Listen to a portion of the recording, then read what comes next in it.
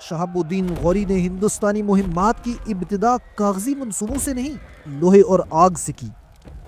اس کے قدم ملتان کی طرف بڑھے، جہاں اس وقت اسماعیلی کرامتی حکومت قائم تھی۔ 1176 میں اچ کی فتح صرف ایک علاقے کی فتح نہیں تھی، یہ مستقر تھا، ایک مضبوط پڑاؤ، ایک فارورڈ بیس۔ اور اب اس کے سامنے ایک نیا خواب تھا، ہندوستان کے دل تک پہنچنا۔ غزنوی سلطنت کا وہ جلال جس نے کبھی پورے خطے کو ہلا کر رکھ دیا تھا، محمود غزنوی کے بعد رفتہ رفتہ زوال کی طرف بڑھنے لگا تھا۔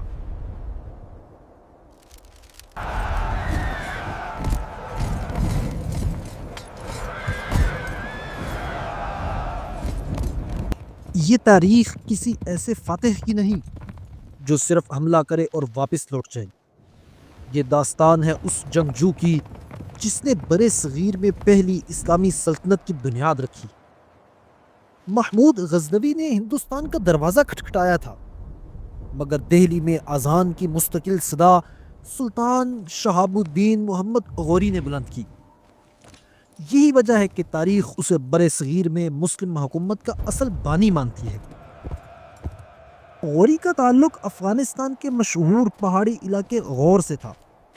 یہ علاقہ صدیوں تک قبائلی سرداروں کے زیر اثر رہا، لیکن جب سلطنت غزنویہ کا زوال آیا تو غوری خاندان نے یہاں اپنی آزاد حکومت قائم کی، اور اسی خاندان سے ابھرے دو بھائی جو تاریخ میں ایک مثال بن گئے۔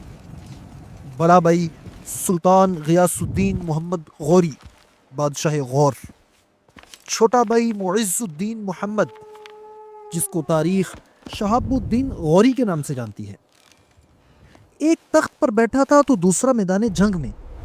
1775 عیسوی شہاب الدین غوری نے ہندوستانی مہمات کی ابتدا کاغذی منصوبوں سے نہیں، لوہے اور آگ سے کی۔ اس کے قدم ملتان کی طرف بڑھے، جہاں اس وقت اسماعیلی کرامتی حکومت قائم تھی۔ یہ وہی طاقت تھی جو محمود غزنوی کے بعد ملتان میں ابھری تھی۔ ملتان کے کرامتیوں نے شدید مزاحمت کی، گلیوں میں چیخیں، فصیل پر ٹکرانے والی ڈھالیں، مگر انجام یہ ہوا کہ شہاب الدین غوری نے کرامتا کو شکست دے کر ملتان فتح کر لیا، اور یوں محمود غزنوی کے بعد ملتان میں ابھرنے والی اسماعیلی ریاست کا ہمیشہ کے لیے خاتمہ ہو گیا۔ ملتان کی اس تاریخی فتح کے بعد غوری کی فوج رکی نہیں، اس نے سندھ کی طرف پیش قدمی کی اور تھوڑے ہی عرصے میں بالائی سندھ میں واقع اچ کے قلعے پر بھی قبضہ کر لیا۔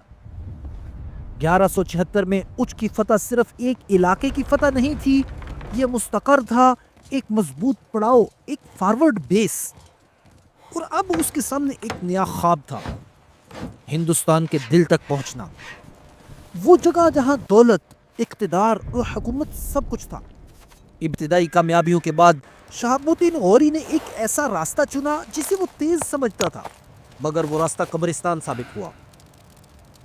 1178 میں اس نے موجودہ پنجاب کے راستے کے بجائے جنوب کی راہ اختیار کی اور صحرائے تھر عبور کرتے ہوئے راجپوتانہ کے راستے گجرات کے مرکزی شہر انہلواڑہ پٹن کی جانب بڑھ گیا۔ یہ شہر سولنکی یعنی چالوکیہ سلطنت کا دارالحکومت تھا، اور یہی وہ جگہ تھی جہاں غوری نے اپنی پہلی بڑی ٹھوکر کھائی۔ اس وقت گجرات کا حاکم راجہ بھیم دیو دوم تھا، اور اس کی والدہ رانی نائکی دیوی نگران کے طور پر سلطنت کی باغ دوڑ سنبھالے ہوئے تھی۔ غوری اور بھیم دیو کی فوجیں آمنے سامنے ہوئیں تو یہ جنگ صرف ہمت کی نہیں، بلکہ یہ جنگ راستے، زمین اور تھکن کی تھی۔ صحرائے تھر کا سفر، بھوک اور پیاس، رسد کی کمزوری اور سامنے تازہ دم دفاع۔ نتیجہ غوری لشکر کو عبرتناک شکست ہوئی اور اسے پسپا ہونا پڑا۔ تاریخی روایات سے یہ ثابت ہے کہ اس مارکے میں غوری کے بیشتر سپاہی مارے گئے یا منتشر ہو گئے، اور سلطان، وہ سلطان جس کے نام سے کئی قلعے کانپتے تھے، وہ خود بھی بمشکل چند محافظوں کے ساتھ جان بچا کر میدان جنگ سے فرار ہونے پر مجبور ہوا۔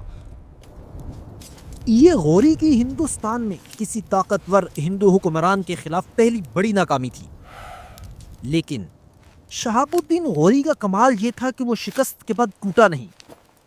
اسے یہ حقیقت سمجھ آ گئی کہ ہندوستان کے اندرون تک پہنچنے کے لیے گجرات کا صحرائی راستہ جنگی حکمت عملی کے اعتبار سے مؤثر نہیں۔ اس نے فوراً اپنی حکمت عملی بدل دی۔ گجرات پر دوبارہ حملہ کرنے کے بجائے اس نے شمال مغرب کا رخ کیا اور پنجاب کے راستے ہندوستان میں پیش قدمی کا منصوبہ بنایا۔ یہ فیصلہ صرف راستہ بدلنا نہیں بلکہ تاریخ کا زاویہ بدلنا تھا۔ اور پھر شکست کے فوراً بعد اگلے ہی سال 1179 میں شہاب الدین غوری نے پنجاب کی طرف پیش قدمی کی اور پشاور کو مقامی حکمران خسرو ملک سے چھین کر اپنے قبضے میں لے لیا۔ جی ہاں، وہی خسرو ملک جس کو تاریخ غزنی سلطنت کے آخری حکمران کے طور پر جانتی ہے۔ ناظرین، یہ وہ لمحہ ہے جب غزنی سلطنت کا سورج ڈوبتا ہے اور غوری کا سایہ پورے پنجاب پر پھیلنے لگتا ہے۔ غزنوی سلطنت کا وہ جلال جس نے کبھی پورے خطے کو ہلا کر رکھ دیا تھا، محمود غزنوی کے بعد رفتہ رفتہ زوال کی طرف بڑھنے لگا تھا۔ سلجوکیوں کے ہاتھوں مسلسل شکستیں، سرحدیں گھٹتی گئیں اور وقت کے ساتھ ساتھ غزنویوں کے لیے مشرق میں لاہور ہی آخری مستقر بن گیا۔ پھر 1160 میں غزنوی تخت پر ابو المظفر خسرو ملک بیٹھا۔ یہ غزنوی خاندان کا آخری سلطان تھا جس نے لاہور کو پائے تخت بنایا اور وہیں سے حکومت کی۔ اور ایسے میں غور کے پہاڑوں سے ایک نیا فتح منظر نامے پر آ چکا تھا، سلطان شہاب الدین محمد غوری۔ 1179 میں محمد غوری نے پشاور پر قبضہ کیا اور غزنوی سلطنت کی حدود میں قدم رکھ دیا۔ اور پھر 1180 کے قریب اس نے لاہور کا محاصرہ کر لیا۔ اب خسرو ملک دوہرے دباؤ میں آ چکا تھا۔ ایک طرف مغرب سے غوری حملہ آور اور دوسری طرف مشرق میں دہلی کے راجپوت حکمران کی یلغار۔ خسرو ملک جانتا تھا اگر یہاں جنگ چھڑ گئی تو لاہور جل سکتا ہے۔ چنانچہ اس نے جنگ کے بجائے صلح کی راہ نکالی اور اپنے کم سن بیٹے ملک شاہ کو ایک شاہی ہاتھی سمیت ضمانت و فدیہ کے طور پر محمد غوری کی خدمت میں بھیج دیا۔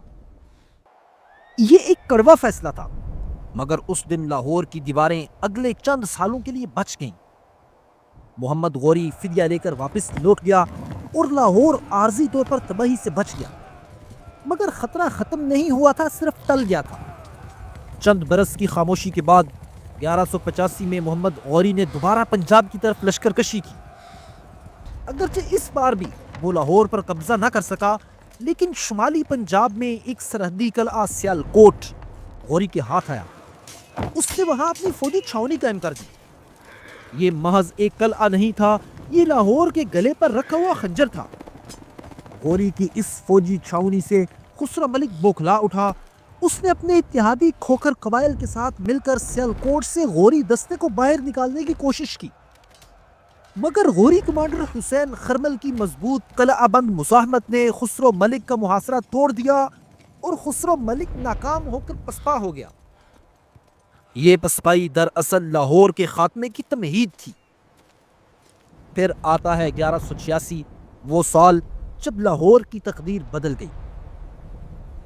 شہاب الدین غوری ایک خفیہ راستے سے 20,000 کا لشکر لے کر بجلی کی رفتار کے ساتھ لاہور کی طرف بڑھا۔ خسرو ملک غوری کے اس فوجی پیش قدمی سے مکمل بے خبر تھا۔ جب غوری کی فوج نے دریائے راوی کے کنارے لاہور کے گرد و نواح پر قبضہ کر لیا تو اسے پھر خبر پہنچی، مگر اس وقت تک بہت دیر ہو چکی تھی۔ صرف چند روز کے مختصر محاصرے کے بعد خسرو ملک کے پاس کوئی راستہ نہ تھا، سو اس نے ہتھیار ڈال دیے اور یوں لاہور بالآخر غوری سلطنت کے قبضے میں آ گیا۔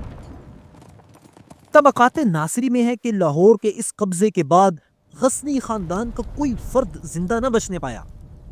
یہ ایک سلطنت کا نہیں، ایک خاندان کا خاتمہ تھا۔